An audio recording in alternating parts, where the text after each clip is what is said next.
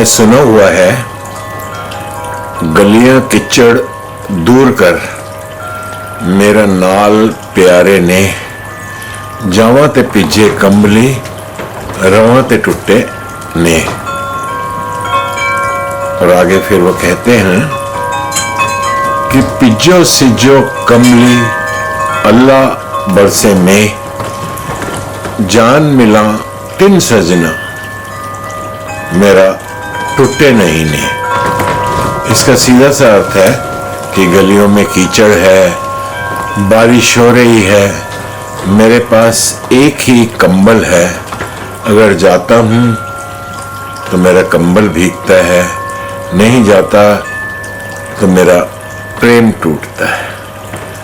और नतीजा वो कहते हैं कि चाहे मेरा कंबल भीग जाए, चाहे खूब तेज बारिश होती रहे, पर मैं अपने सजन से जरूर मिलने जाऊंगा, क्योंकि मेरा प्रेम नहीं टूटना चाहिए। बहुत पुरानी घटना किसी के साथ बीती होगी,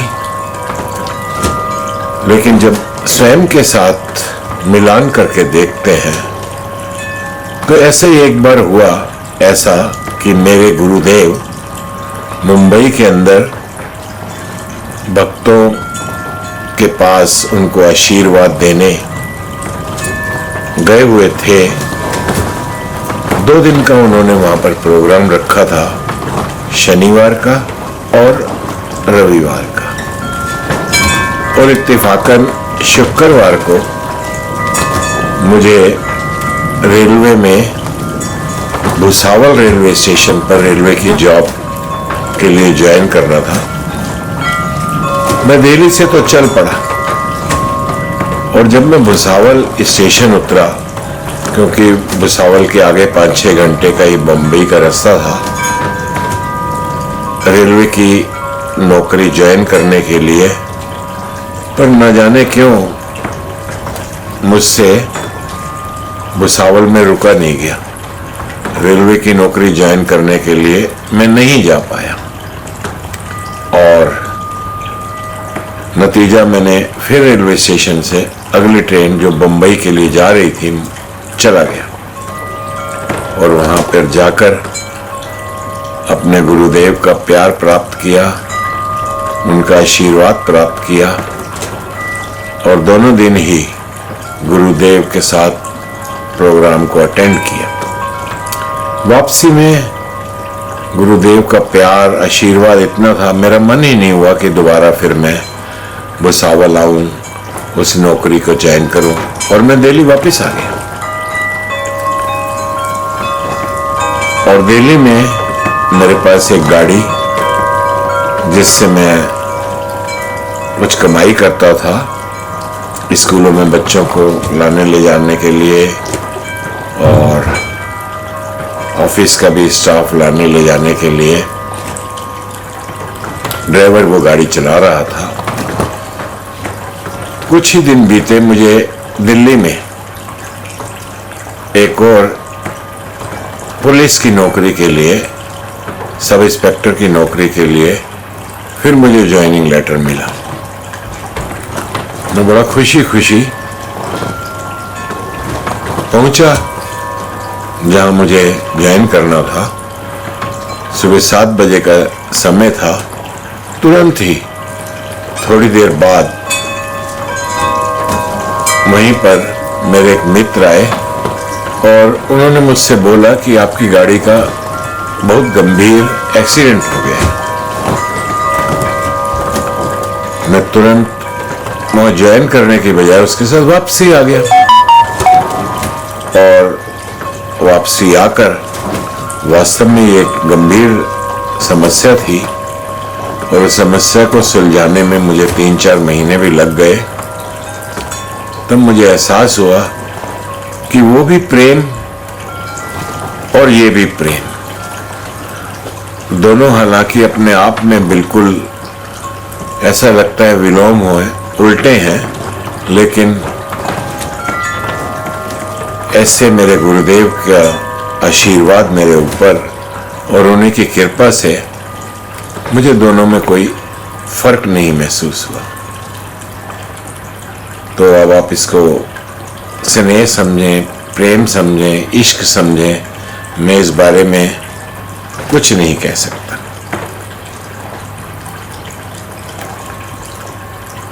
एक और घटना मुझे याद आ रही है। काठमांडू में मेरे गुरुदेव का प्रोग्राम, और हम भी दिल्ली से काठमांडू के लिए रवाना हो गए। और काठमांडू में हम एक होटल में रुके हुए, मन चाह रहा था कि किस तरीके से गुरुदेव कहाँ रुके हुए हैं वो हमें मालूम चल जाए। ध्यान तो उधर ही लगा हुआ था, क्योंकि गुरुदेव का जो प्रोग्राम था वो अगले दिन का था, जो वहाँ के सभी भक्तों के लिए, सभी संतों के लिए। लेकिन आज हम बिना गुरुदेव से मिले कैसे रह पाते, क्योंकि शाम को हम पहुंचे थे, धीरे धीरे रात हो रही थी। तो हम वहीं काठमांडू के अंदर, नेपाल काठमांडू, वहाँ पर हमने एक टैक्सी हायर की और हमने सोचा कि गुरुदेव तो किसी बड़े होटल में ही रुके होंगे। और वो टैक्सी वाले से हमने कहा कि यहाँ काठमांडू में जितने भी बड़े बड़े होटल हैं आप हमें वहाँ ले चलिए। मन में ऐसा ही भाव था कि गुरुदेव की गाड़ियाँ होटल के नीचे खड़ी दिख जाएंगी और हम समझ जाएंगे गुरुदेव इस होटल में हैं और हमें दर्शन हो जाएंगे। क्योंकि कहते भी हैं कि प्रेमी के दिल में सागर जितनी प्यास होती है, लेकिन जब मिलन होता है तो एक बूंद जितने दर्शन से वो सागर जितनी प्यास ठंडी हो जाती है, आराम मिलता है। हम लगभग 2-2.5 घंटे उस टैक्सी में घूमते रहे, कई होटलों में गए, बड़े बड़े जितने भी थे नामी वहां के, लेकिन नहीं पता लग पाया। रात हो गई थी काफी, हम अपने होटल में वापस आ गए। उसी होटल में जो गुरुदेव के प्रबंधक साथ चलते हैं वो भी रुके हुए थे, लेकिन रात काफी हो गई थी। जैसे तैसे हमने रात बिताई। सुबह होते ही ऐसा ध्यान में आया कि प्रबंधकों से पूछ लें, क्योंकि रात भर तो ध्यान उधर ही लगा हुआ है। तो जैसे एक दो प्रबंधकों से पूछा, उन्होंने कहा हमें आदेश नहीं है बताने का। लेकिन वो कहते हैं ना कि प्रेमी का, आशिक का हृदय आशिक ही समझ सकता है। वहीं पे एक प्रबंधक थे, उन्होंने कहा हमें बोलने का तो हुक्म नहीं है, बताने का तो हुक्म नहीं है, मैं लिखकर आपको होटल का नाम बता देता हूँ। और उन्होंने पेंसिल कागज से होटल का नाम लिख के हमें दिया, ययाति। बस तुरंत ही हम अपने होटल से निकल पड़े। और वाकई ययाति होटल जब पहुंचे तो वहां पे देखा कि मेरे गुरुदेव की गाड़ियां खड़ी हैं। अब हमारी होटल के अंदर जाने की हिम्मत ना हो। होटल के गेट से तो प्रवेश कर गए, लेकिन रिसेप्शन से आगे जाने के सोचने लगे कैसे जाएं। फिर हमने कहा कि यही इंतजार करते हैं, आखिर तो गुरुदेव आएंगे ही, आज प्रोग्राम भी है, गाड़ियों में जाएंगे ही। और हम वहां खड़े रहे। हम जब सुबह उठ के आए थे, हमने कोई चाय नाश्ता कुछ नहीं किया हुआ था। लगभग 2-2.5 घंटे के बाद, यानी कि 10 साढ़े 10 बजे के बाद थोड़ी हलचल हुई। ड्राइवर लोग आए, उन्होंने गाड़ियों को साफ सफाई करना आरंभ किया, ढंग से खड़ी करनी आरंभ की। हम समझ गए कि किसी भी क्षण अब गुरुदेव का आगमन होने वाला है। और वही हुआ। थोड़ी देर बाद जब हमारे गुरुदेव आए, नजरे से नजर मिली और उन्होंने निगाह डालते ही हमें निहाल कर दिया। जैसे हम गुरुदेव के पास पहुंचे, हमने कहा इनका चरण स्पर्श करके आशीर्वाद लेंगे। गुरुदेव बोले मैं तुम्हें 2 घंटे से देख रहा हूं अपने रूम से। क्योंकि गुरुदेव तैयार हो रहे थे, वहीं खिड़की से शायद हम उन्हें नजर आ रहे होंगे। हमें तो मालूम नहीं था कि गुरुदेव किस रूम में है। गुरुदेव ने तो जब ये कहा, हम उनके चरणों में तो झुके, आशीर्वाद भी प्राप्त किया। अब हमारी नजरें नहीं उठ रही थी। मन में ये आ रहा था कि 2 घंटे से हम किस भांति यहाँ खड़े थे, हमारा खड़े होने का ढंग कैसा था। गुरुदेव ने तो सहज भाव में कह दिया कि 2 घंटे से हम आपको देख रहे हैं। तो मित्रों, कहने का भाव यही है कि प्रेम भी होता है और प्रेम में संभाला भी जाता है, ठीक भी किया जाता है। इसके साथ ही ये घटना और ध्यान में आ रही है मुझे। गुरुदेव का प्रोग्राम जबलपुर में था और जबलपुर जाने के लिए हमें मालूम चला गुरुदेव इस बार Jabalpur New Delhi railway station से ट्रेन से जाएंगे। हमें ये नहीं, उस समय सेलफोन वगैरह नहीं होते थे और ट्रेन का हम पूछ नहीं पाए कि कौन सी ट्रेन में हजूर हमारे सतगुरु मेरे गुरुदेव जाएंगे। और पता किया कि यहाँ से जबलपुर का 8-9 घंटे का ही रास्ता है ट्रेन से। तो हम समझ गए कि शाम की ही कोई ट्रेन होगी।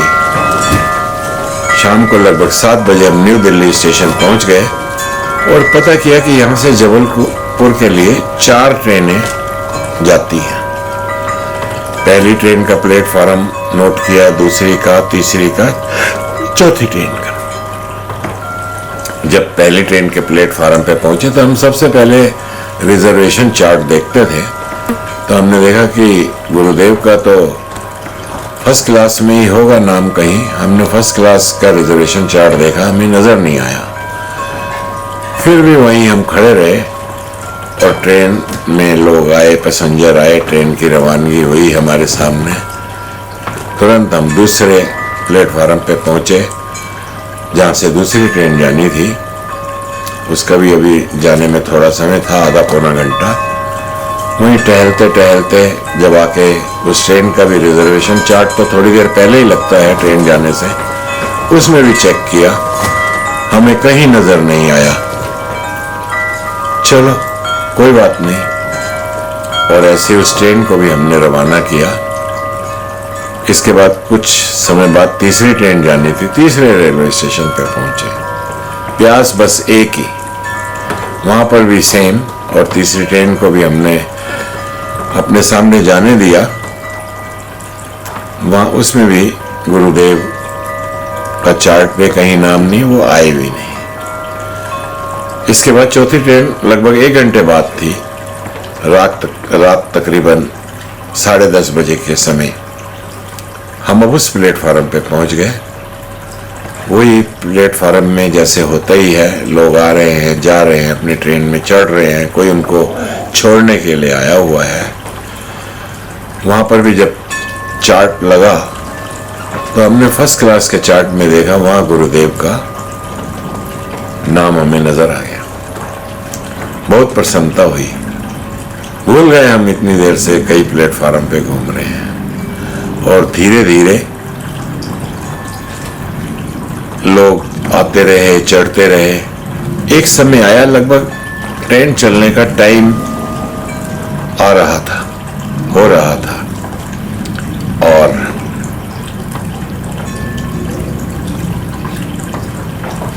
सारा प्लेटफॉर्म बिल्कुल ऐसा हो गया शांत। कोई आवाज नहीं, कोई कुछ नहीं। पुलिस ने सारा प्लेटफॉर्म खाली करा दिया। जो जाने वाले थे वो ट्रेन के अंदर, जो छोड़ने वाले थे उनको वहां प्लेटफॉर्म पे नहीं रहने दिया। बिल्कुल सुनसान हो गया प्लेटफॉर्म। हम भी देख के बड़े हैरान हुए। और लगभग 10:29 हुए थे तो हमें दूर से वाइट शूज, वाइट कपड़ों के अंदर हमारे गुरुदेव आते हुए नजर आए। क्योंकि प्लेटफॉर्म पे इतनी रोशनी भी नहीं थी, थोड़ी कम ही थी। धीरे धीरे हजूर बढ़ रहे हैं आगे तेज कदमों के साथ। और हजूर फटाफट हमारे गुरुदेव आए। हम उसी कोच के सामने खड़े थे जिस कोच में उनका रिजर्वेशन था। गुरुदेव आए, तुरंत जल्दी जल्दी वो अपने कंपार्टमेंट में चले गए। गुरुदेव के पीछे और कुछ लोग थे जिनके पास सामान वगैरह था, वो भी चढ़े और गुरुदेव ने हमारी तरफ देखा नहीं। एकदम गुरुदेव फिर दरवाजे पर आए और पीछे की तरफ देखने लगे। तब भी उन्होंने हमारी तरफ नहीं देखा। नतीजा, हमने देखा कि गुरुदेव देख रहे हैं, पीछे से गुरु माँ आ रही हैं। वो धीरे धीरे चलती हुई आ रही हैं और वो भी आई। और अब गुरुदेव थोड़ा अंदर चले गए और गुरु माँ भी उस कंपार्टमेंट में एंट्री कर गई। उनके साथ ही कुछ और बहनें भी थी, सभी चले गए। ट्रेन ने सिग्नल दे दिया। हमने कहा कमाल है, एक निगाह, चलो हमने तो दर्शन कर ही लिए। लेकिन जैसे ही ट्रेन ने दूसरा सिग्नल दिया, गुरुदेव एकदम गेट पर आ गए और वो ट्रेन के दरवाजे पे खड़े हैं। हम इधर सामने, तुरंत हम आगे बढ़े। हमने गुरुदेव के चरणों में प्रणाम किया। मुस्कुरा रहे थे गुरुदेव और उन्होंने हमें बस इतना ही कहा, आप भी आ रहे हैं। हम चुप, क्योंकि हमारा कोई प्रोग्राम नहीं था। ट्रेन चल दी और गुरुदेव जब तक हमारी आंखों से ओझल नहीं, दरवाजे पर ही खड़े रहे। अब हमारे को हौसला बधा कि क्यों ना हम भी जबलपुर जाएं। और हम अगले दिन रवाना हुए जबलपुर के लिए। वहां पहुंचे, गुरुदेव से फिर भरपूर आशीर्वाद और प्यार प्राप्त किया और वो खुशियां, वो पल, वो लम्हे बयान से बाहर हैं। मेरी ये कोशिश है कि जो जो भी संग में बीता है वो सबके सामने रखा जाए, नहीं तो ये हृदय की बातें हृदय में। आइए, एक और बहुत रोचक, मेरे गुरुदेव का प्रोग्राम था टीकापुर। टीकापुर भी नेपाल के अंदर है और हमारा कोई प्रोग्राम वहां भी जाने का नहीं था। रविवार को प्रोग्राम था। शनिवार को ऐसे ही शाम के समय तकरीबन 4-5 बजे हमारा ध्यान बना कि क्यों ना हम भी जाके टीकापुर में, क्योंकि वहाँ कोई वीज़ा पासपोर्ट की तो आवश्यकता नहीं होती, नेपाल में सहज आदमी जा सकता है। परंतु हमें टीकापुर का रास्ता नहीं पता, कैसे जाएंगे। तो हमने एक प्रबंधक को फोन करके पूछा कि यहाँ से हम कैसे जाएंगे टीकापुर। तो उन्होंने बताया कि यहाँ से यूपी के लिए, यूपी में एक जगह है गोंडा, वहाँ के लिए आप ट्रेन पकड़ लीजिए। गोंडा से फिर आप बहराइच चले जाएं। बहराइच से आप फिर नेपालगंज, और नेपालगंज से आप नेपाल में एंट्री कर जाएंगे। वहीं से फिर आप टीकापुर जा सकते हैं। जिस सरलता से उन्होंने हमें बताया, हमने भी फौरन पता किया कि निजामुद्दीन रेलवे स्टेशन से अभी शाम को 7 बजे के करीब एक ट्रेन जाएगी जो गोंडा होते हुए जाएगी, गोंडा में जाएगी।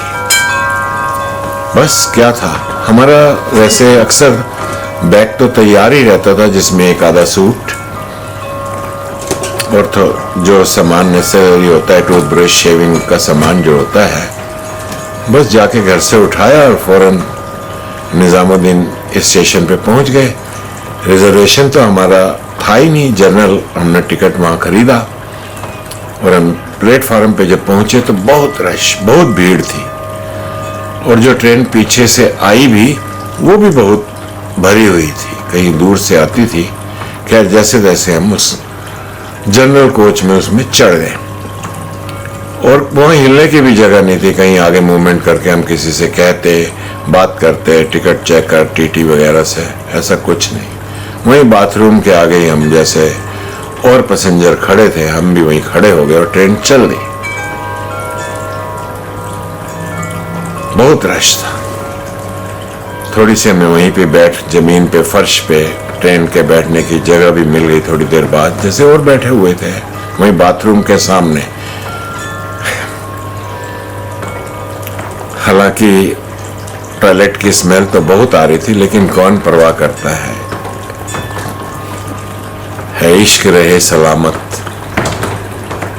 सुबह 4-4:30 बजे के करीब तकरीबन ट्रेन पहुंच गई गोंडा रेलवे स्टेशन और हम गोंडा उतर गए। रात बीत गई, पता ही नहीं लगा कैसे बीती तेरे इश्क में। जब हम उतरे गोंडा स्टेशन तो हमने पूछा किसी से, यहाँ से बहराइच के लिए? उन्होंने कहा यहाँ बस स्टैंड है साथ में ही, और बस स्टैंड भी ज़्यादा दूर नहीं था रेलवे स्टेशन से। हम पैदल ही चले गए अपना अपना बैग उठाकर। तो वहाँ देखा, वहाँ एक बस खड़ी थी टूटी फूटी, जिसमें कोई शीशे नहीं, और उस समय यूपी की बसें जैसे होती थी, बहुत पुरानी बात है ये। हमने वहाँ देखा बस का एक ड्राइवर, कंडक्टर जो है वो बस के अंदर ही लेटे हुए, सोए हुए हैं। हमने उनको जगाया, हमने पूछा ये बस बहराइच जाएगी? उन्होंने कहा हाँ जाएगी, मगर 10 बजे जाएगी। हमने कहा भैया आप हमें ले चलो अभी, क्योंकि उस समय 6 बजने के थे लगभग सुबह के। उसने कहा ऐसे कैसे ले चले, पैसेंजर सवारियां आएंगी तो हम चलेंगे। तो हमने कहा कितनी सवारियों का आपका इंतजार है? उन्होंने कहा कम से कम 30 तो होनी चाहिए। हमने कहा आप 30 सवारियों के टिकट के पैसे हमसे ले लो, रास्ते में कोई और सवारी मिल जाएगी उसको भी बिठा लेना। वो तो बड़े खुश हो गए, तुरंत चल दिए वो। खिड़कियों से ठंडी ठंडी हवा, क्योंकि गर्मियों के ये दिन थे। लगभग 3.5 घंटे बाद हम 10:30 बजे के करीब बहराइच पहुंच गए। और बहराइच में उतरकर हमने कहा यहाँ से नेपालगंज। उन्होंने कहा नेपालगंज के लिए तो आपको टैक्सी ही करनी पड़ेगी। हमने वही टैक्सी वाले से बात की, उसको बताया भी ऐसे ऐसे हमने आगे टीकापुर भी जाना है। टैक्सी वाला कहता है मेरी गाड़ी नेपाल में अंदर जहां आप ले जाना चाहें जा सकती हैं, मुझे सिर्फ आप डीजल का खर्चा दे देना और पर डे ये अमाउंट दे देना, मैं आपके साथ चल दूंगा। हमने कहा चलो ये और अच्छा हुआ। और लगभग वहां से 12:30 बजे 2 घंटे हमें लगे और हम पहुंच गए नेपालगंज। वहाँ पे बॉर्डर पे कुछ फॉर्मेलिटीज़ होती हैं हमारे से, उन्होंने जो पूछते हैं वहाँ पे जो होते हैं, जो भी विजिलेंस वाले या सिक्योरिटी वाले। हमने उनसे कहा कि यहाँ से टीकापुर कितनी दूर है? उन्होंने कहा हमें नहीं मालूम, हमने नाम भी नहीं सुना। आप यहाँ से 15 किलोमीटर अगर आप आगे जाएंगे तो वहाँ टीसीपी है, हाईवे है। टीसीपी कोई पुलिस का कोई वो है बूथ, वो आपको बता देंगे। हम वहाँ से चल दिए और जैसे हम 15 किलोमीटर पहुँचे, टीसीपी वालों से हमने पूछा, उन्होंने बताया हाँ यहाँ से आप चले जाइए 115 किलोमीटर आगे हाईवे के ऊपर, वहीं से लेफ्ट को सड़क मुड़ेगी और वो टीकापुर को जाएगी। 115 किलोमीटर के बाद एक रोड लेफ्ट में निकलेगी। हमने ड्राइवर से कहा अरे आज तो प्रोग्राम है, और उस समय तक 1 बज चुका था दोपहर का, आप चलाओ जितनी तेज चला सकते हो। और हर 4-5 किलोमीटर के बाद एक टीसीपी आ जाता, बैरियर, वो हमें रोकते, पूछते, फिर जाने देते, पूछते, फिर जाने देते। 4-5 बैरियर ऐसे हमारे पास आए, रास्ते में आए। खैर जैसे तैसे हम उस मोड़ तक पहुंच गए, और जैसे ही वो मोड़ जो टीकापुर के लिए था वहाँ मुड़े, वो रोड ऐसी थी जैसे सूखी हुई नदी हो, पत्थर ही पत्थर, कोई प्रॉपर रोड नहीं, कंक्रीट पत्थर की। वहाँ स्पीड भी गाड़ी की 15 से 20 किलोमीटर मुश्किल से निकल पा रही थी। खैर चलते रहे उसमें, और 2-3 किलोमीटर ही बाद जाके एक नदी आ गई सामने, रिवर, और कोई दाएं बाएं जाने का रास्ता नहीं। और नदी के दूसरी तरफ फिर अगेन ऐसी रोड, यही रोड जा रही है और नदी कम से कम नहीं होगी, उसका चौड़ाई जो नदी की होगी कोई 40 से 50 मीटर के करीब। अब टैक्सी वाला पूछता है कि क्या करना है।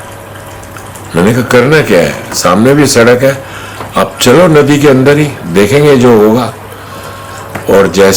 और नदी का पानी इतना साफ था, बिल्कुल स्वच्छ, एक एक नदी के अंदर छोटे से छोटा पत्थर भी नीचे पड़ा हुआ हमें दिख रहा था, बहुत स्वच्छ जल था। जैसे ड्राइवर ने थोड़ी गाड़ी आगे बढ़ा के नदी में उतारी, गाड़ी टेढ़ी हुई, तो क्योंकि मैं अगली सीट पे बैठा था ड्राइवर के साथ ही, एक बड़े से पत्थर ने गाड़ी का अगला टायर जो है वो रोक लिया, मुझे साफ नजर आ रहा था। अब गाड़ी आगे बढ़ नहीं सकती थी, तो हमने कहा कि अब यही नदी में उतरना पड़ेगा, क्या कर सकते हैं, कुछ समझ नहीं आ रहा था। उस समय मैंने शूज पहने हुए थे जिसमें फीट तश्मे लगे होते हैं, तो मैं थोड़ा सा जैसे झुकना, तश्मे खोलने के लिए झुकने लगा, तो मुझे नदी के उस तरफ जो सड़क थी वहां पर ऐसे ही ऊपर लाइटें लगी गाड़ियां नजर आई। तो मैंने अपने साथियों से कहा कि लगता है हमारे गुरुदेव की गाड़ी है उधर। सबने कहा हाँ वही लगती है। हमने कहा पीछे करो ड्राइवर से गाड़ी।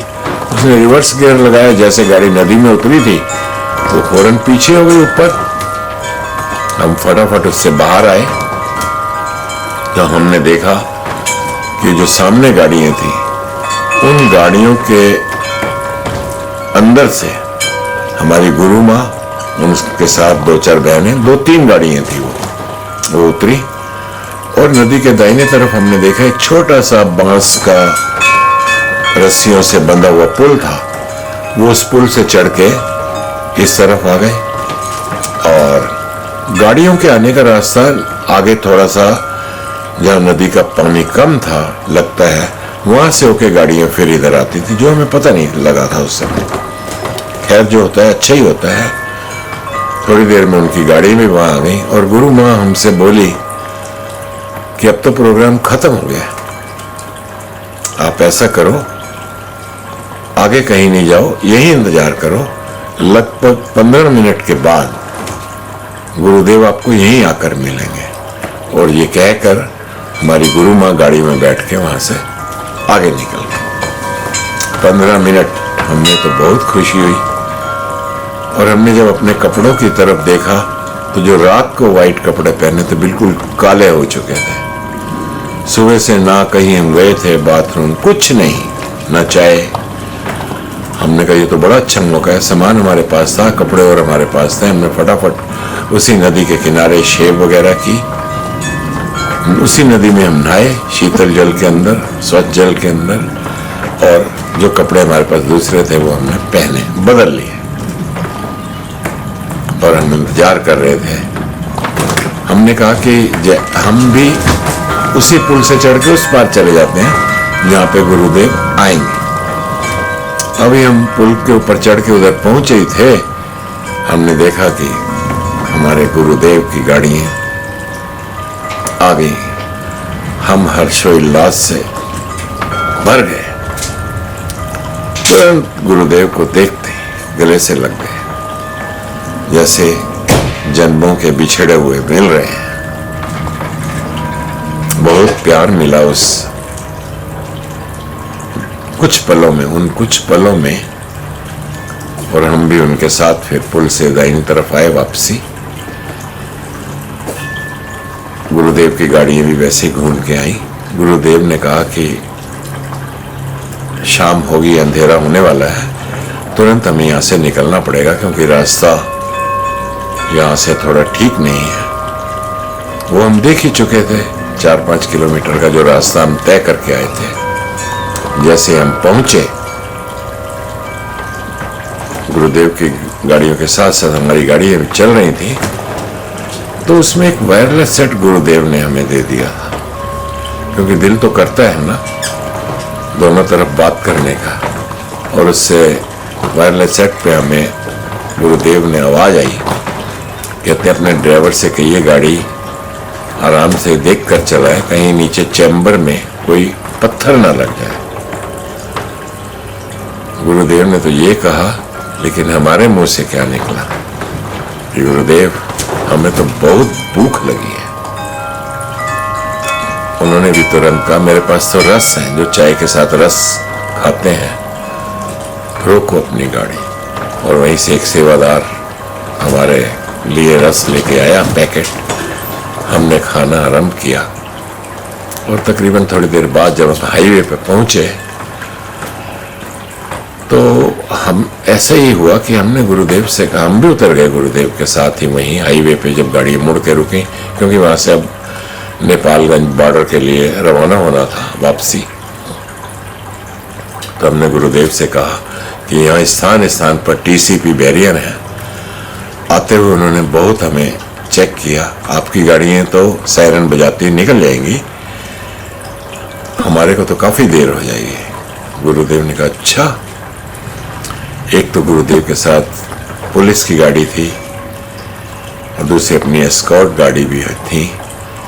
गुरुदेव ने कहा कि ये एस्कॉर्ट गाड़ी इनकी गाड़ी के आगे लगा दो, हमारी कार के आगे, यानी जो एम्बेसडर कार हमने रेंट पे ले रखी थी, और आगे आगे गुरुदेव की गाड़ी सायरन बजाते जा रही है, पीछे पीछे हमारी ये कार। हमें नहीं मालूम था कि ऐसा भी हो सकता है। और जो हमारा कार का ड्राइवर था वह भी कहता, मैं तो आपको साधारण आदमी समझा, आप तो बहुत बड़े वीआईपी, लगता है आप मंत्री हैं कोई, क्योंकि उसके जीवन में भी पहली बार ऐसा अवसर आया था कि सायरन बजाती हुई गाड़ी उसको एस्कॉर्ट कर रही है। कहने का भाव, क्या यही स्नेह है? क्या प्यार इसी को कहते हैं? कभी कभी ऐसा भी होता है। एक बार मुंबई के अंदर एक बहुत बड़े ग्राउंड में तकरीबन 1 लाख के करीब वहां भक्तजन इकट्ठे थे। बहुत रश था, लेकिन सभी शांत, एकदम पिन ड्रॉप साइलेंस, आराम से बैठे हुए मेरे गुरुदेव से आशीर्वाद प्राप्त करने के इंतजार कर रहे थे। लगभग थोड़ा ही समय रह गया था, ये समझ लें कि बिल्कुल अंत में जब गुरुदेव ने आशीर्वाद देने आरंभ करने थे, उसी समय रामायण सीरियल जो चलता था उसके पात्र, जिसमें जो राम का पात्र निभा रहे थे, जो कौशल्या का, और भी 2 जने और उनके साथ वो आए गुरुदेव से आशीर्वाद प्राप्त करने के लिए।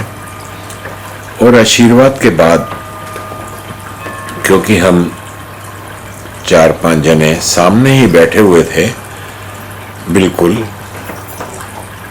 और उनको भी आकर बैठना था, जैसे ही आशीर्वाद लेकर वो आए तो हमने देखा कि गुरुदेव की निगाह भी हम पर थी,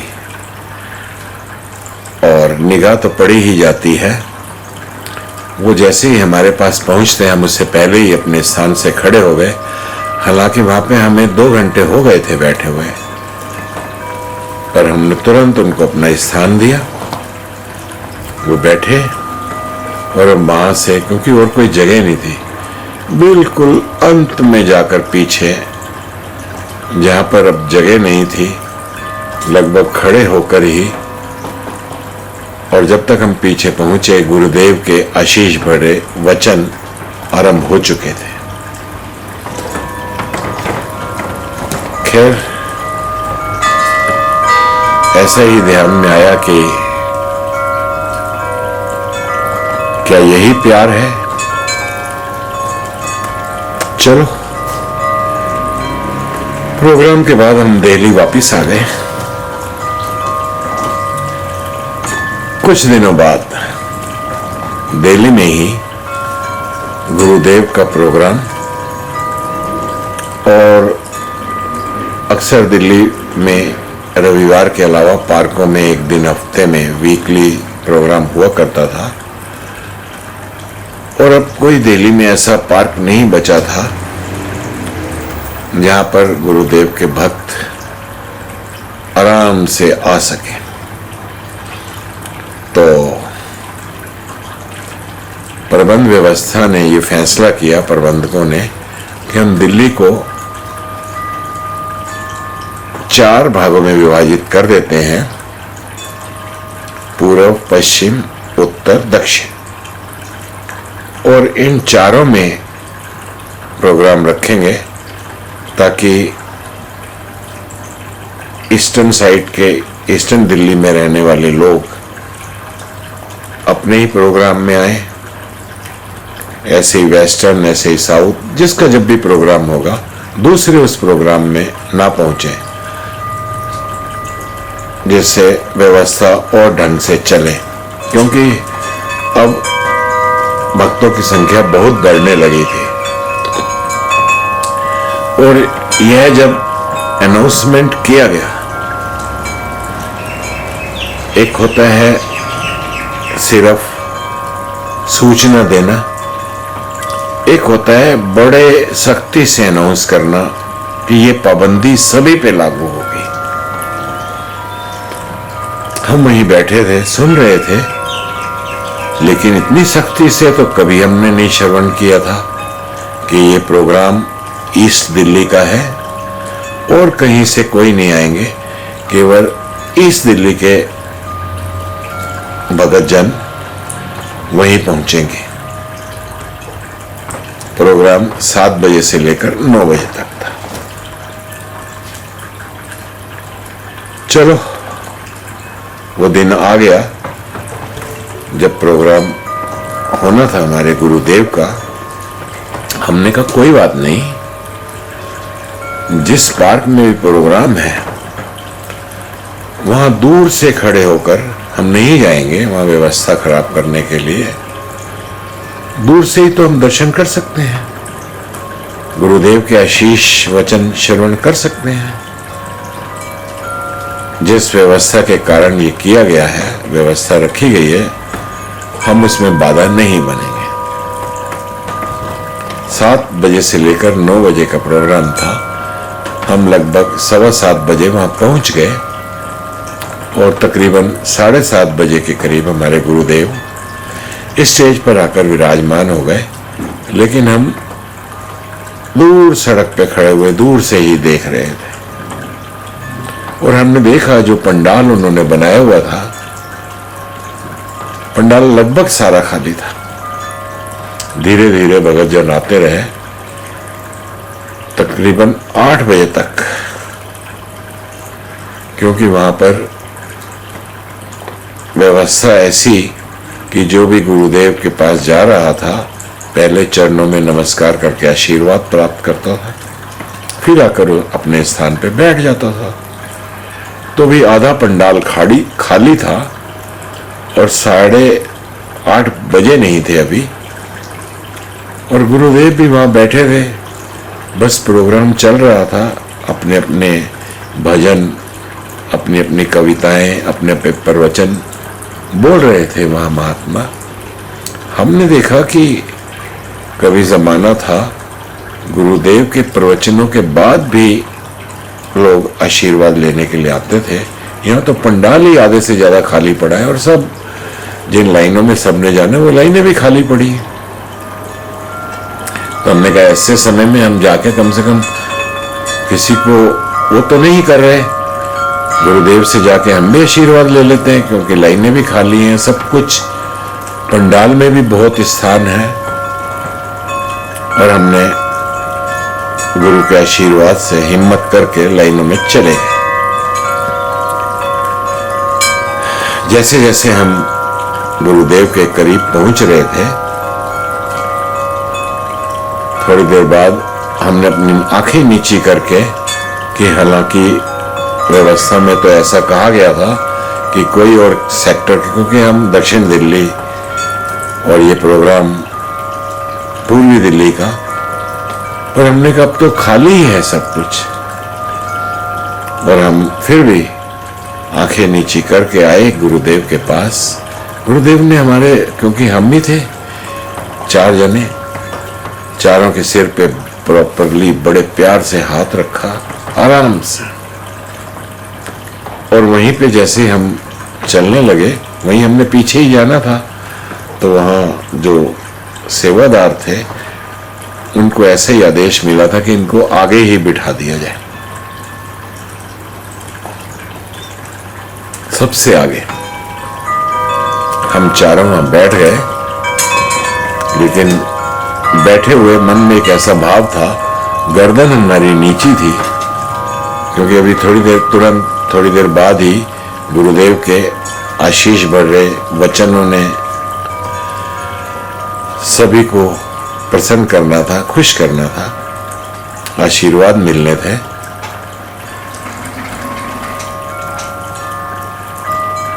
जैसे ही वो समय आने ही वाला था, तुरंत जो वहां पे स्टेज सेक्रेटरी थे, उन्होंने मेरा नाम पुकारा कि ये भी आके 2-4 मिनट में गुरुदेव के आशीर्वाद प्राप्त कर लें, कुछ अपने जो भी इनके भाव हैं आए हुए समस्त भक्तों के समक्ष रखें, और इसके बाद तो गुरुदेव का ने आशीर्वाद देने ही। अब जब कहा गया, अनाउंसमेंट हुई, तो मुझे उठना ही पड़ा। कहाँ एक वहां पे जाने के लिए इतने प्रतिबंध, और कहाँ, खैर मैंने इसको भी आशीर्वाद ही समझ के लिया, और वहां जाके जो भी गुरुदेव ने इस मुख से कहलवाया, जो भाव रखवाए रखे, और उसके बाद कुछ ऐसा नहीं। गुरुदेव ने भी अपने प्रवचनों में बहुत भरपूर आए हुए हर महात्मा को आशीर्वाद दिया। ये मैं ये बात यहाँ अवश्य कहूँगा कि जिस तरह भरपूर पंडाल होता है, वैसा पंडाल लगभग आधा ही था। और उसके बाद हम वापस आ गए। मन में ये था कि हमने भूल तो की है, लेकिन कोई ऐसी बात नहीं। आशिकों को तो मैं जानता हूँ सब कुछ माफ होता है। और उसके बाद ऐसा कभी अनाउंस ही नहीं हुआ, ऐसा कभी विभाजन वाला कि यहाँ पे प्रोग्राम है, वो नहीं आ सकते, वहां पे प्रोग्राम है, कभी नहीं हुआ। ये व्यवस्था से ही हट गया जो इतनी सख्ती से कहा गया था। पर हमें ध्यान में आया कि वहां मुंबई के अंदर एक बार हम स्वयं उठे थे, और आज गुरुदेव ने हमें स्वयं उसी स्थान पे बिठाया जहां से हम उठे थे। ना ही बिठाया ही नहीं, बल्कि हमारी झोली में भरपूर रहमतें देकर हमें वहां से विदा किया। हम अक्सर एक बात सुनते हैं, गुरु मेरे नाल सदा है नाले। गुरु और परमेश्वर एक ही बात है और हमेशा साथ में रहता है। जिस प्रकार परमेश्वर हमेशा साथ में है, परमेश्वर का ही दूसरा नाम गुरु है, या गुरु कहें या परमेश्वर कहें। आई ऐसी एक घटना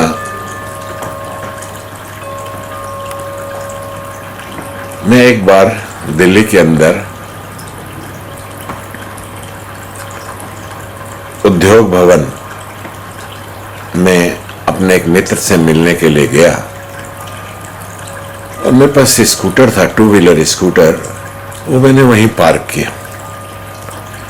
मेरी ये आरंभ से ही नेचर रही है, मैं कभी लॉक नहीं करता। मैं सदैव कहता हूँ कि मेरे गुरुदेव सदैव मेरे साथ में है, तो मेरी हर चीज गुरुदेव की है, उसकी सुरक्षा भी गुरुदेव ने ही करनी है।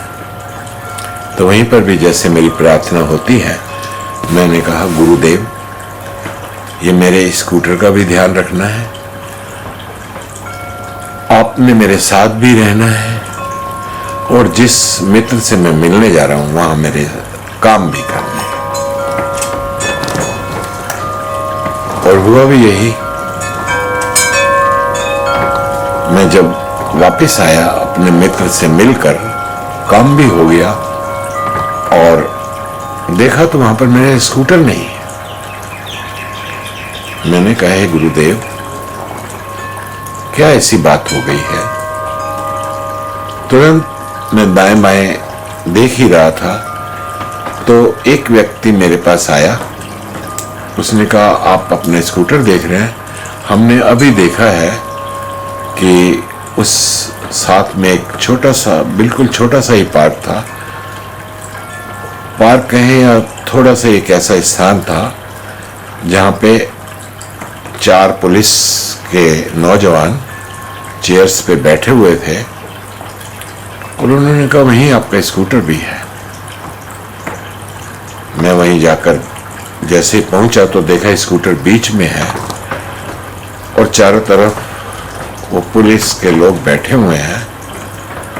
मैंने कहा, थैंक यू गुरुदेव, शुक्रिया आपका, आप इस प्रकार सुरक्षा देते हैं। और वो कहते कि आप वो बिना लाक के गाड़ी नहीं खड़ी करनी चाहिए, आप खड़ी करके चले गए, अगर कोई ले जाता तो। मैं चुप रहा। मैंने चुपचाप अपने स्कूटर उठाया, शुक्र करता हुआ, धन्यवाद देता हुआ आ गया। क्योंकि मैंने ऐसा ही मन के अंदर ऐसे भाव सदैव रहे हैं, लॉक नहीं लगाता था। इवन घर से भी अगर कहीं जा रहा हूं तो बस लॉक लगाना है तो फिर गुरुदेव से प्रार्थना क्यों करनी? अपने लॉक पे विश्वास रखो। कहीं जाना था परिवार के सब लोगों के साथ तो मैं लॉक लगाता ही नहीं था, परिवार वाले लॉक लगाने लगे। और मेरी जैसी आदत है, मैंने गुरुदेव से कहा कि हर चीज का अपने ही ध्यान रखना है, हमारे साथ भी रहना है। लेकिन तुरंत मेरे मन में ये भाव भी आया, तो तूने लॉक क्यों लगाया? या तो इस लॉक पे विश्वास कर या अपने गुरुदेव पे विश्वास कर। खैर, मन में ये भाव आया, अब लॉक खोल के तो आ नहीं सकते थे और हम काफी समय से हमें बाहर रहना था दिल्ली से। तकरीबन 1 सप्ताह बाद ही हमारे पड़ोस से खबर आई कि आपका लॉक तोड़ दिया गया है और घर का सारा सामान, कुछ लोग कहें या जो भी कहें उनको, मैं तो उनके लिए शब्द भी नहीं इस्तेमाल कर सकता, रात में ही सब भरकर ले गए। मेरे मन में ये बात आई कि अगर उनको सामान ले जाना ही था तो उन्होंने लॉक तोड़ा, दरवाजा तोड़ा, इतनी मेहनत करनी पड़ी होगी उनको। खैर, मैं दिल्ली से बाहर था, भारत से, इंडिया से बाहर था। मैं वापस भी नहीं आया, ना मैंने कुछ उस पर एक्शन लिया। मैंने कहा जब वापस जाएंगे तो इंडिया देखेंगे। उस समय मुझे ध्यान में आया कि या तो अपने कर्मों पे विश्वास कर लेना या पूर्ण रूप से समर्पित हो जाना। क्योंकि दिल्ली में मेरे पास जब भी कार भी थी उसका भी मैं कभी लॉक नहीं लगाता था, क्योंकि लॉक लगाया तो you trust on your lock, फिर प्रार्थना किसके लिए? तुमने अपनी तरफ से कोशिश कर ली, ठीक है। अब हो सकता है इसको कोई किसी वे में ले, कोई किसी वे में ले, लेकिन मैंने तो आज तक यह देखा है, या तो इश्क ना कर या फिर बेहोश ना। और अगर बेहोश होता है इश्क में तो फिर होश में ना, दोनों साथ साथ चल नहीं सकते। और इसके साथ ही एक और घटना आपको मैं बताता हूँ। ये घटना है मंसूरी की। मैं मंसूरी पहुंचा। मंसूरी में एक जगह है हाथी मत्था। तो वहाँ हमें पता लगा कि आप गुरुदेव के अगर दर्शन करना चाहते हैं, आशीर्वाद लेना चाहते हैं, तो वहाँ चले जाएं। शाम हो रही थी, हम अपनी गाड़ी लेकर, मैं यही बता दूं, हम जहाँ भी जाते थे हम 4-5 इकट्ठे ही जाते थे, जिसमें हर ग्रुप के, हर एज ग्रुप के, कोई 70 साल, कोई 60 साल, कोई 50 साल, कोई 40 साल और कभी कभी एक 35 साल आयु होती थी। तो हम, क्योंकि कोई स्लो चलता था, कोई फास्ट चलता था, हम में से कोई बहुत अमीर धन करके, कोई बिल्कुल हैंड टू माउथ, लेकिन हमने कभी ऐसा नहीं ध्यान में आया, सब साथ ही चलते थे। यानी कि अगर कोई तेज चलता है तो वो धीरे चलने लग जाता था, यानी कि कदम से कदम मिलाकर, ताकि किसी को कोई महसूस न हो। अगर कहीं जाना भी है तो जो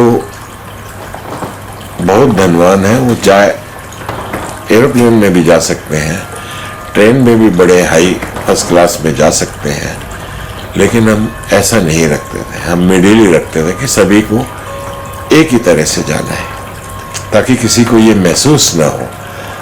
और ऐसी है हमारे गुरुदेव की शिक्षा भी है, एक समान होकर रहना। हाँ, अकेले कहीं जाना है तो आप अपनी सारथ को यूज करो, लेकिन अब जब जा रहे हैं तो सभी का ध्यान रखना है। एनीहाउ, हम वहाँ हाथी मत्था पहुंचे, तो वहाँ पहुँचते हमने देखा ये तो एक पिकनिक का प्रोग्राम है। वहाँ पे गुरु माँ के साथ कुछ और सभी खाना वगैरह बनाने में व्यस्त है, और अभी गुरुदेव वहाँ आए नहीं है। तकरीबन वहाँ पे कोई 60-70 के करीब गुरु भक्त इकट्ठा हैं, सभी पिकनिक पे आए हुए हैं, सभी के लिए खाने का अरेंजमेंट हो रहा है। जैसे हम वहाँ पहुंचे तो हमने गुरु माँ से सुना, उन्होंने कहा कि अभी गुरुदेव जब आएंगे तो कोई भी गुरुदेव के आगे आकर उनके चरणों में नहीं झुकेगा आशीर्वाद प्राप्त करने के लिए। व्यवस्था ही ऐसी बनाई है, वो पिकनिक पे आए तो सभी पिकनिक की तरह ही यहाँ पे आनंद लीजिए। हम तो गए गुरुदेव से आशीर्वाद लेने के लिए। खैर, अब गुरु माँ ने जब ऐसा कहा तो हम चुप करके सुन लिया हमने। थोड़ी देर बाद, क्योंकि वो वहाँ से जहाँ पे आना था, गाड़ी दूर खड़ी की गुरुदेव ने, और पगडंडी का रास्ता था। हम इधर गुरु माँ के साथ जहाँ और भी संत महात्मा खड़े थे, वहीं पर गुरुदेव की इंतजार करने लगे। चंद ही मिनटों में गुरुदेव उस पगडंडी से चलकर हमारे सामने आकर खड़े हो गए। गुरुदेव जब सामने हो तो हमसे रहा नहीं गया। गुरुदेव के आते हम उनके चरणों में नतमस्तक हो गए। हालांकि गुरु माँ ने ये कहा था, सभी काफी दूर थे खड़े हुए, और पर हमें देखकर वो भी आ गए। तो वह गुरु माँ ने एक बात कही कि हमें तो कहा गया था कि कोई इस प्रकार आगे बढ़कर नमस्कार में ना आए, लेकिन जब वो स्वयं ही आके करवाने लगे हैं तो हम क्या कर सकते हैं। ये बात अवश्य गुरु माँ ने कही। हमने तो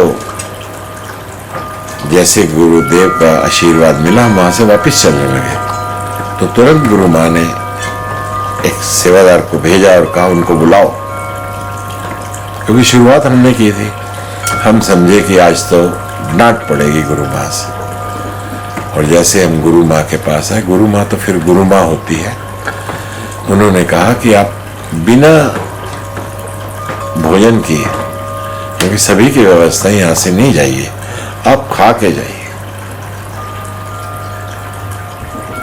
कितना प्रेम दिया गुरु माँ ने भी हमें, गुरुदेव की तरह। कैसे भूल सकते हैं वो लम्हे। इसके साथ ही एक और घटना याद में आ रही है। Darjeeling new Jalpaiguri railway station से कोई तकरीबन 30 किलोमीटर ऊपर है। उसको सिलीगुड़ी भी बोलते हैं। हमने ट्रेन पकड़ी और हम वहाँ पहुँच गए और वहाँ से फिर हमने एक टैक्सी की दार्जिलिंग के लिए। और उसी रात को हमने वापसी भी आना है। दार्जिलिंग में पहुंचे, जो प्रोग्राम का टाइम था, पर दार्जिलिंग पहुंचते ही हमें पता लगा अभी गुरुदेव जो है वहाँ पे, जो क्योंकि वो सरकार के गेस्ट जो होते हैं उसी में रुके हुए हैं, गवर्नमेंट गेस्ट रूम में, गेस्ट हाउस में, तो हम उसी में चले गए। वहाँ गुरुदेव से मिले, पहले आशीर्वाद लिया। गुरुदेव भी वहीं खड़े थे। शायद लगता है गुरुदेव वहाँ पे कोई नक्शा देख रहे थे, कुछ कागजात देख रहे थे, उनके साथ और कई विद्वान संत थे। हम भी वहीं खड़े होकर दर्शन करते रहे। थोड़ी देर में गुरु माँ ने हमें संदेशा भिजवाया कि आप मेरे साथ आ जाओ हमारी गाड़ी के अंदर, और हम पहले किसी पार्क में जा रहे हैं, उसके बाद सत्संग में जाएंगे। हमने उस सेवादार की बात सुनकर अनसुनी कर दी। हमने कहा हमें क्या पार्क में जाना, यहाँ जब सभी पार्कों का मालिक हमारे गुरुदेव खड़े हैं, इनके दर्शन हो रहे हैं, इससे भला और क्या होगा, क्या देखेंगे। ऐसे अवसर तो बहुत कम मिलते हैं। और हम वहीं खड़े रहे। आखिर गुरु माँ और सभी के साथ वहाँ से रवाना हो गई। गुरुदेव भी वहाँ 10-15 मिनट सभी से बातचीत करते रहे। तुरंत गुरुदेव ने भी, क्योंकि गुरुदेव ऐसे कार में चलते हैं, उन्होंने भी एक बड़ी गाड़ी मंगाई जिसको शेवरलेट कहते हैं, शेवरलेट गाड़ी। उसी में गुरुदेव बैठे और हमें भी उसी में बुलाया। उससे सुनहरा मौका और क्या होगा। और गुरुदेव भी हमें वहीं लेकर गए जहाँ गुरु माँ थी, जिस पार्क के अंदर। वहाँ पे पार्क भी काफी सुंदर था, लेकिन हमारे गुरुदेव से सुंदर क्या होगा। वहीं से घूमने के बाद सीधा हम उधर आए जहाँ पर गुरुदेव का कार्यक्रम था। वहाँ पर सत्संग में हमने गुरुदेव से आशीर्वाद लिए और सभी ने लिए। फिर वहाँ से, क्योंकि हमारी टैक्सी वहीं थी, उसी में फिर हम वापस आए न्यू जलपाईगुड़ी, और वहीं से हमने दिल्ली की ट्रेन वापसी आ गए हम दिल्ली में। एक बार और सिलीगुड़ी में ही, ऐसे उस समय दार्जिलिंग में सिलीगुड़ी में प्रोग्राम था। हमारी ट्रेन की टिकटें बुक थी, लेकिन ये बरसातों के दिन थे, रात को ट्रेन ने जाना था। हम स्टेशन पर पहुंचे तो अनाउंसमेंट हुई कि आज बारिशों के कारण ट्रेन 4 घंटे लेट है। हमने कहा चलो कोई बात नहीं, इंतजार करते रहे। ट्रेन का जैसे समय 8 बजे तो 12 बजे जाएगी। 10 बजे फिर अनाउंसमेंट हुआ ट्रेन 6 घंटे लेट है। तब भी हमने कहा कोई बात नहीं। लेकिन एकदम अनाउंसमेंट हुआ कि ट्रेन जो जानी है ये कैंसिल हो गई है, सभी अपने जाके रिफंड ले लीजिए। बड़ा महसूस हुआ। खैर अब कुछ चारा नहीं था, क्योंकि अगले दिन की ट्रेन से हम पहुंचते हैं तो हमसे प्रोग्राम मिस हो जाना है। हम वापस घर पर आ गए। सिलीगुड़ी में प्रोग्राम के बाद जब गुरुदेव वापस आते हैं दिल्ली, तो गुरुदेव के साथ चलने वाले एक महात्मा सेवादार, नाम तो दास नहीं लेगा, उनसे भी हमें बहुत प्यार था, सभी जानते थे। वो मेरे पास आते हैं और कहते हैं सिलीगुड़ी में गुरुदेव ने मुझसे कहा, उनसे मतलब उस महात्मा से, उस सेवादार से, कि आप जाओ और देख के आओ, मुझे महेश जी लगे हैं आए हुए, तो आप उनको ढूंढ कर लाओ। वो कहते मैं आधा घंटा सारा पंडाल पीछे आगे सब चेक करके आया, आप कहीं नजर नहीं आए। मैंने कहा अच्छा। वो मुझे ये बता रहे हैं। फिर मैंने उनको समझाया। मैंने कहा ये गुरुदेव को सब पता है कि हम नहीं आए, हमारी ट्रेन कैंसिल हो गई, परंतु तुम्हारे को ये कहना, क्योंकि गुरुदेव जानते हैं कि तुम हमें अवश्य बताएंगे, और बताने से क्या होगा कि ताली दोनों हाथ से बजती है। केवल तुम ही नहीं, मैं भी तुम्हें याद करता। तो ये ओत प्रोत मामला होता है, यहां दो नहीं होते, एक ही होता है। क्या यही प्यार है? इसी को सुने कहते हैं।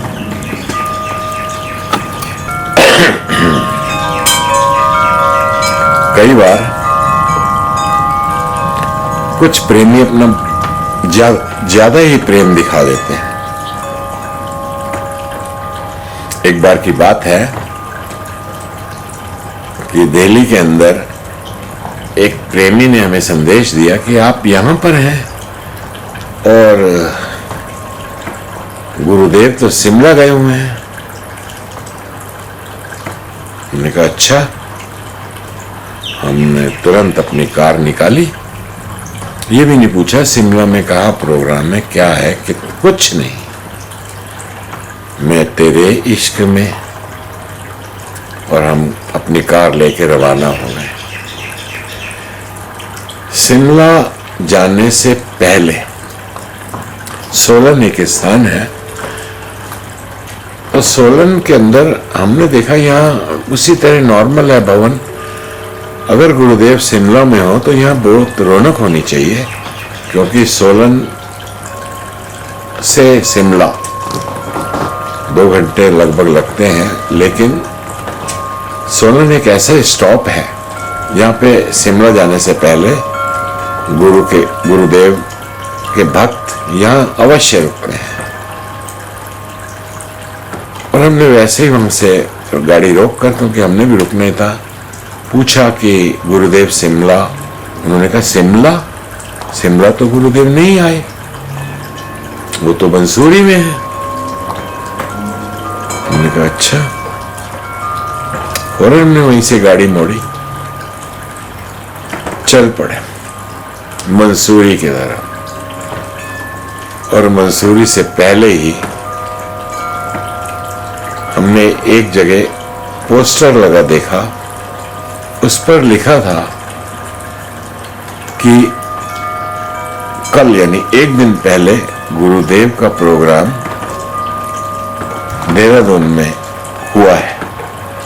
तो हमने वहीं पे, क्योंकि उस चौक पर सेवादार अक्सर मिलते हैं, उनसे कहा कि वो देहरादून के प्रोग्राम के बाद गुरुदेव फिर मंसूरी आ गए हैं। कहते नहीं, देहरादून के बाद उनकी वापसी थी, क्योंकि देहरादून में प्रोग्राम ही तभी होता है जब वहां से वापसी होती है। पुराना हमें इसका अनुभव रहा है। तो हमने पता किया तो देहरादून वालों ने कहा कि आज जो है गुरुदेव का प्रोग्राम मुरादाबाद में सुबह का। हम पहुंचे फटाफट वहां से मुरादाबाद, गाड़ी चल रही है। मुरादाबाद में भी वाकई में हमने पोस्टर देखे, और मुरादाबाद में लिखा हुआ था प्रोग्राम 1 बजे तक। हमने कहा कमाल है। वहां पर मुरादाबाद सत्संग भवन से जब पता किया, उन्होंने कहा गुरुदेव आधा घंटा पहले ही निकले हैं यहां से, और शाम का प्रोग्राम है डोला गांव में। वो कहाँ है? यहाँ से बागपत के आगे डोला गांव। मैंने कहा अच्छा। बागपत यानी मेरठ के पास, यानी दिल्ली के पास। ओके। पर गुरुदेव आधा घंटा बेशक पहले निकले। हम गुरुदेव की गाड़ियों के समान हमारी गाड़ियां नहीं दौड़ सकती। हम भी पीछे पीछे चलते चलते बागपत से पता किया डोला। तकरीबन शाम के 7 बज गए हमें। और डोला गांव वहां जब पहुंचे तो देखा प्रोग्राम चल रहा है। गए वहां, उसी तरह खुशियों से सब भूल गए, पुरानी थकावट, इधर उधर कुछ नहीं, कोई शिकवा नहीं। जाके गुरुदेव से आशीर्वाद लिया, प्यार मिला, और वहां से तकरीबन दिल्ली 30 किलोमीटर रह गई थी।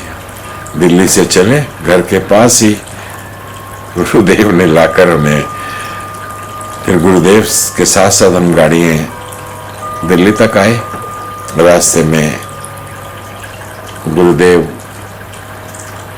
जब रिंग रोड पे पहुंचते हैं तो हमें बाईं ओर साउथ दिल्ली आना था, वो दाईं ओर मुड़ गई उनकी गाड़ी।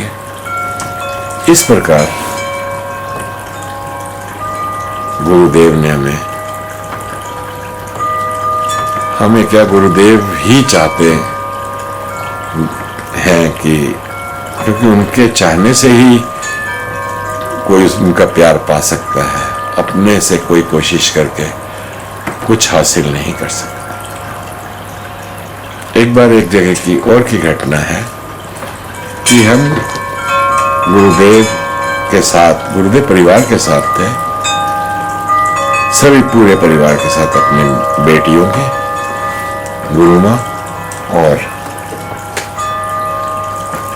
जो होते हैं साथ में सिक्योरिटी का स्टाफ वगैरह, साथ में हम थे। आ रहे थे, आते आते एक बिल्कुल नॉर्मल सा छोटा सा ढाबा, वहां गाड़ियां रुकी। गुरुदेव ने कहा यही खाना खाएंगे।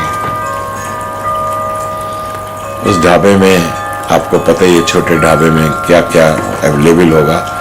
और वहां मैंने देखा जो सामान गुरुदेव ने मंगाया, एक सब्जी सादी, एक दाल मखनी और रोटी। सभी ने, परिवार ने भी, हम तो खैर क्या खाते, आधी आधी रोटी हमने भी ले ली। और उसके बाद देखो गुरुदेव क्या चाहते हैं हमें से, गुरुदेव ही करवाते हैं। गुरुदेव ने कहा कि ये इनसे कहूँ, मतलब हमारे ग्रुप से जो हम 4 थे, ये जाके पेमेंट कर दें। और साथ में ये भी आदेश मिला कि आपने वहां पे कोई हिसाब नहीं लगाना कि कितनी चपाती, कितनी, जो वो मांगे वही उसको दे देना है। ये भी हमें एक शिक्षा वहां पे मिली गुरुदेव से। और जो गुरुदेव चाहते थे वो तो हमें पता नहीं, हमें क्या वो देना चाहते थे, लेकिन बहुत बड़ी शिक्षा ली कि हमें अपनी तरफ से हिसाब किताब में नहीं पढ़ना कहीं पर भी। दुनिया तो हिसाबों में ही अपना जीवन गुजार ही देती है, लेकिन क्योंकि हमारा रिश्ता बेहिसाब के साथ है, तो जीवन हमारा भी बेहिसाब ही होना चाहिए। बहुत पुरानी बात है, जयपुर में मेरे गुरुदेव का प्रोग्राम हुआ और वहां से,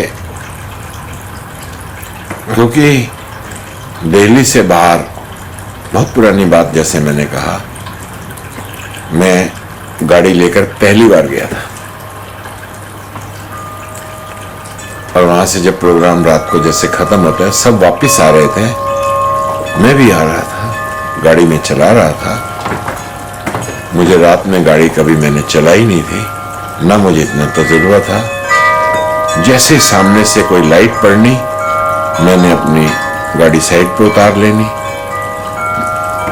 धीरे धीरे सब और गाड़ियां, बसें, जो भी आए हुए थे प्रोग्राम में, मेरे से आगे निकलते चले गए।